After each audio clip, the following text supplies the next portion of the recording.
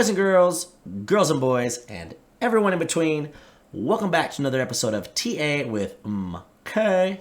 My name is MK, and what would inspire such a beautiful dance there in the intro, you might ask? Well, to be honest with you, it is Polkadot, or the coin known as DOT. I put out a video a few days ago just with some TA on the higher time frames. I believe it was the daily and the weekly time frames, and a specific level that we were eyeing to enter. And I did update on Twitter yesterday that criteria was not met, and so therefore I did not enter the coin. However, there is something brewing on the lower time frames that has me reconsidering, and I want to talk about it in today's video, just on a quick update for DOT. Now, if that sounds interesting to you, please remember to like and subscribe, and let's go.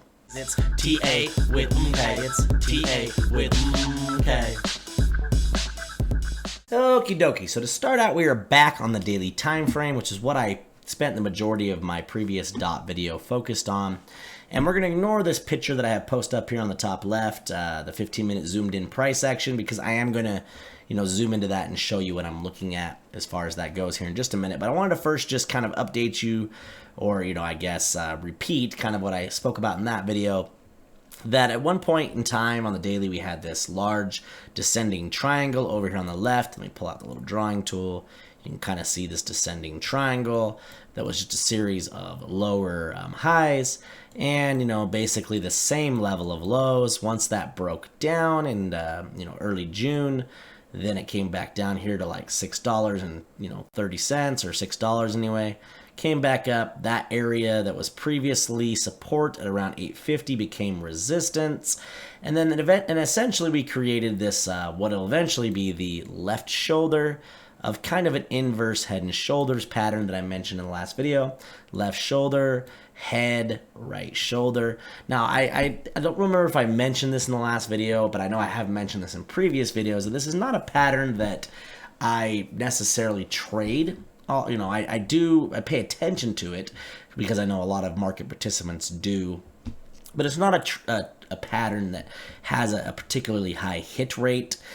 Because, depending on where it breaks out, it could break out right below resistance, which is actually what it did here. So, basically it put in that left shoulder, head, shoulder, broke out here, and immediately got rejected because it was below a major level of daily resistance. However, it did, because Bitcoin was pumping at the time, it did break above. I mentioned in that video, my criteria was one daily candle body close above that resistance at 825. That criteria was met.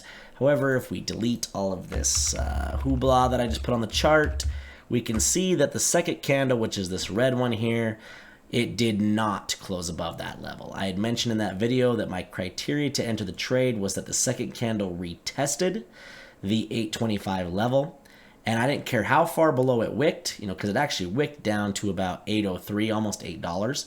But I wanted the body of the candle to close above 825 for me to, zoom in and consider entry. However, the body of that candle closed around about 8:15, and so it just didn't meet our criteria, right?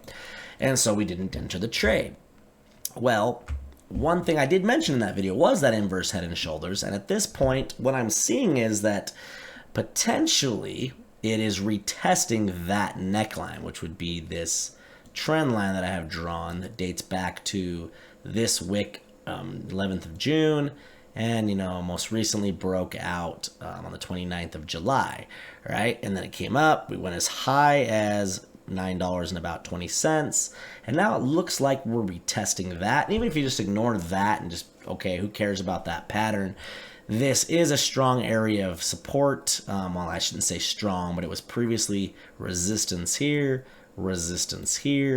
and it's now acting potentially as support. It's also that trend line. It's also where the 21, which is these two white, one's the EMA, one's the SMA, and it is, they are basically acting as support as well right now on the daily time frame. So there is some confluence of different types of support here on the daily that leads me to believe that this could, as long as Bitcoin and the S&P 500 and everything else that influences stocks can play ball and give DOT a chance, this looks like a potential retest that could hold up.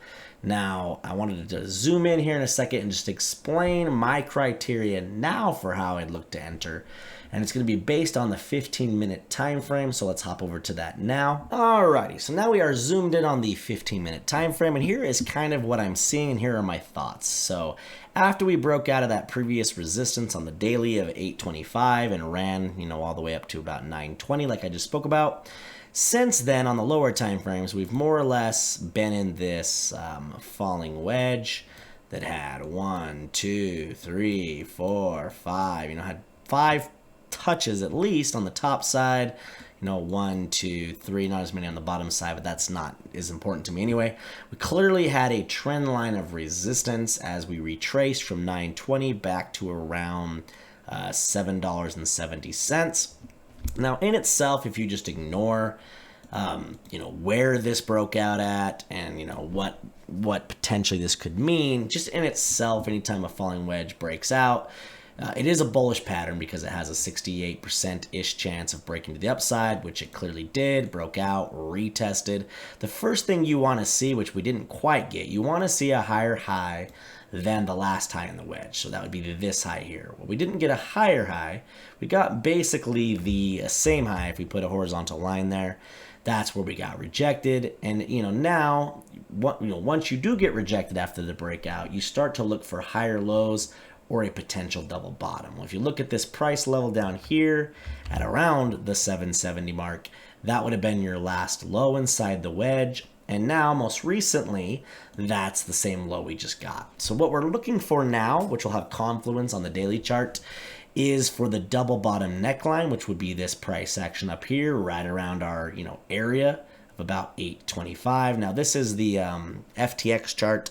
It's ever so slightly different, however, very, very close, especially if you consider this wick back here. And I've always said that price action is definitely more of a, or not price action, but support and resistance is more of a zone, than it is an exact price. So you could look at this right here as basically being the zone, which the top of is just barely over 825. So what we want to see for potential entry now on the 15-minute to start with is a break and a retest of this level. If we can get at least 2 1-hour body, candle bodies to close above, the first, body closing above being the breakout candle, if there's volume to support it. And then if during the second candle we can get a retest and the body to close above, then that would be an aggressive entry option. A less aggressive and safer entry option would be to switch over to like a 4-hour time frame and do the same thing. Look for a 4-hour body to close above, and then the second 4-hour candle to retest, and both to close above. The key is that both close above. I'm going to use the hour to look for potential entry, and I'll update you guys on Twitter if and when I do enter the coin. What I'll do at that point once I enter is I'll put a stop loss back down here, probably below this point of control on the 15 minutes, somewhere maybe below these 2 wicks, maybe back down around 782, let's say, which from a percentage, risk, that's about not even quite, about right around 4.5%. And of course, we'll go back over to the daily chart to find our target, which at this point would be the measured move of that inverse head and shoulders, which would put us up here in this zone somewhere around $10. Now, the first place that I would take profit would obviously be our most recent high back up here around 920. So as soon as we get to this wick of just under $9, that's when I would move my stop loss to break even. Potentially even take some profits depending on what Bitcoin's doing there, but at the very least move stop loss to break even, and then potentially hope or wait for the push higher. Now this isn't going to play out instantly. I did also want to mention that I believe it's on like the 4-hour time frame for DOT that it is finally starting to be a little bit oversold, as they say. Let's double click here. Yeah, we're on the 4-hour time frame down here on the stochastic. We're just entering back into the purple zone. And everything, even the money flow index here is looking like it's pretty oversold, getting ready to bounce. Stochastic's not as oversold, but it is bouncing on levels that have previously acted as support, as far as on the RSI.